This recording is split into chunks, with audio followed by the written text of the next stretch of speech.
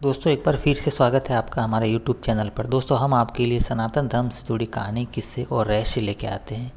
अतः आपसे निवेदन है कि अगर आप हमारे चैनल पर नए हो तो चैनल को सब्सक्राइब जरूर करें, ताकि आप और हम मिलकर हमारे आने वाली पीढ़ी को सनातन धर्म से अवगत कराते रहें। चलिए दोस्तों वीडियो को शुरू करते हैं। दोस्तों काफ़ी सारे लोगों के मन में एक सवाल आता है कि जो शिव धनुष भगवान श्री रामचंद्र जी ने तोड़कर और सीता माता से शादी करने की जो शर्त थी उसको पूरा किया था। तो दोस्तों काफ़ी लोगों के मन में ये सवाल आता है कि आखिर में शिव धनुष को जब बड़े बड़े राजा महाराजा और योद्धा नहीं उठा पाए तो उसको आखिर में स्वयंवर तक लाया किसने होगा, और कौन ऐसा आदमी था या कौन ऐसा व्यक्ति था जिसने उस शिव धनुष को स्वयंवर तक पहुंचाया था, जो कि किसी से उठाने की ताकत तो था नहीं और वह किसी के द्वारा उठता भी नहीं था। तो दोस्तों शिव धनुष के बारे में जानने से पहले हम जानते हैं कि आखिर में शिव धनुष आया कहाँ से था। तो दोस्तों महाराजा दक्ष प्रजापति, जो कि भगवान शिव शंकर भगवान के ससुर जी थे, उन्होंने एक बड़े यज्ञ का आयोजन किया। भगवान शिव के जो ससुर जी थे वो जमाता से अप्रसन्न होने के कारण भगवान शिव को उस यज्ञ में आमंत्रित नहीं करते और न ही माता सती अर्थात पार्वती को आमंत्रित करते हैं। जब उनकी पुत्री पार्वती को पता चलता है कि मेरे पिताजी बहुत बड़ा यज्ञ कर रहे हैं और हमें आमंत्रित नहीं किया, तो पुत्री जैसे तैसे भी उनके यज्ञ में या उनके घर पे चली जाती है और यज्ञ का हिस्सा बन जाती है। जब वह देखती है कि वहाँ पे सभी लोगों के लिए आसन रखे हुए और भगवान शिव के लिए कोई आसन नहीं था, तो वह काफ़ी क्रोधित हो जाती है और यज्ञ में विघ्न डालने के लिए वह हवन कुंड में ही कूद जाती है। जब ये सूचना भगवान शिव शंकर को मिलती है तो भगवान शिव शंकर अत्यंत क्रोधित हो जाते हैं और पार्वती की यथार्थ माता सती की जो मृत्यु की सूचना पाकर वो काफ़ी गुस्से से और पहुंच जाते हैं राजा दक्ष के वहाँ पे। फिर भगवान शिव जो है पिनाक नामक धनुष को चढ़ाकर देवताओं को मारने के लिए अग्रसर हुए और देवताओं को जब यह हाल देखा तो वह काफ़ी भयभीत हो गए। देवताओं के द्वारा काफ़ी समझाने बुझाने के कारण और काफ़ी विनती करने के बाद शिव जी का यह रौद्र रूप शांत हुआ और भगवान शिव का क्रोध शांत होने के कारण भगवान शिव ने ये जो पिनाक था अर्थात जो शिव धनुष था वो देवताओं को दे दिया और वो कैलाश पर्वत पर लौट गए। और देवताओं ने उस धनुष को हमारे पूर्वज अर्थात देवरात, जो कि रघुकुल के प्रथम पूर्वज थे, उनको दे दिया गया।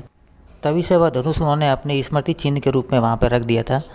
अब दोस्तों एक बार जनकपुरी में भयंकर अकाल पड़ता है और अकाल के कारण सारी प्रजा का जो हाल है वो बेहाल होता है। अतः सब लोग निवेदन करते हैं और यज्ञ करते हैं और यज्ञ करने के बाद जब उन लोगों को एक भविष्यवाणी होती है और आकाशवाणी के द्वारा उनको पता चलता है कि अगर राजा जनक खेत में जाके हल चलाएंगे तो वहाँ वर्षा होगी, अर्थात भगवान इंद्र खुश होंगे। प्रजा के आग्रह करने के कारण राजा जनक खेत में हल चलाते हैं और हल चलाते हुए उनका हल की नोक एक मटके के अंदर फंस जाती है। उस मटके के अंदर माता सीता थी और माता सीता उनको एक पुत्री के रूप में प्राप्त होती है। दोस्तों उसके बाद सीता जैसे जैसे बड़ी होती है तो वह अपने घर में एक दिन झाड़ू पोछा अर्थात साफ़ सफाई का काम कर रही थी और साफ़ सफाई का काम करते हुए उन्होंने शिव धनुष को अपने एक ही हाथ से उठा के साइड में रख दिया और वहाँ नीचे की साफ़ सफाई करने लगी।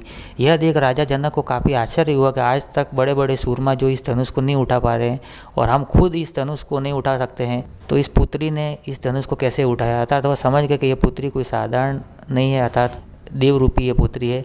तो तभी से उन्होंने ये शर्त रख दी कि जो भी इस शिव धनुष को उठाकर प्रत्यंचा चढ़ाएगा उसी से माता सीता का विवाह होगा, अर्थात उनकी पुत्री का विवाह होगा।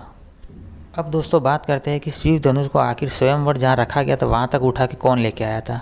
तो दोस्तों बहुत सारे लोगों का एक मत है कि जब माता सीता बाल्यकाल में एक हाथ से उसे उठा दिया तो संभवतः ये हो सकता है कि स्वयंवर पे भी माता सीता ही उसको उठा के लेके आई थी।